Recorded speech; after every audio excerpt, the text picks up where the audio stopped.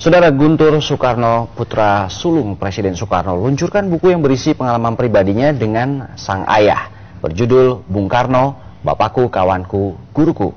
Berkisah tidak hanya tentang nasionalisme Presiden pertama Indonesia ini, namun juga sisi humanis sebagai seorang ayah.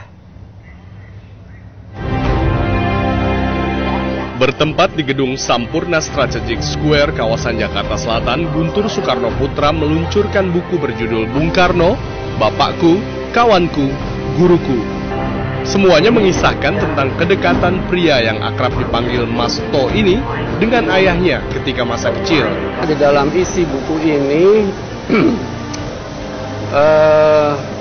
saya menulis mengenai Bung Karno, hubungannya dengan berbagai kalangan termasuk saya sendiri.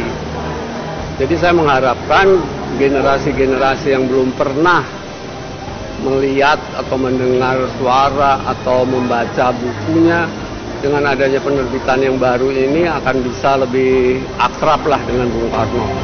Pada acara peluncuran buku ini banyak dihadiri oleh kalangan politisi, terutama dari PDIP. Ada pula kalangan selebritis dan aktivis sosial yang terinspirasi dengan sosok presiden pertama Indonesia ini. Saya kira Pak Guntur sebagai putra tertua dari Bung Karno, beliau sangat paham sekali pada posisi beliau sebagai putra Bung Karno, dan beliau menempatkan posisinya sebagai murid Bung Karno, dan dia juga sebagai kawan Bung Karno. Karena setiap kunjungan ke luar negeri, itu pasti kalau tidak Mas Guntur, Mbak Mega. Saya pengagum Soekarno, saya membaca di bawah bendera revolusi dari SD ya.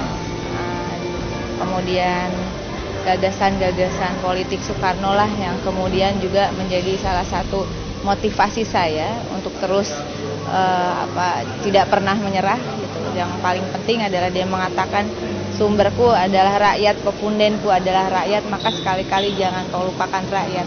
Pertama adalah kemanusiaan seorang Bung Karno, bahwa beliau betapa sibuknya beliau adalah tetap seorang ayah yang dekat dengan putranya, khususnya Mas To.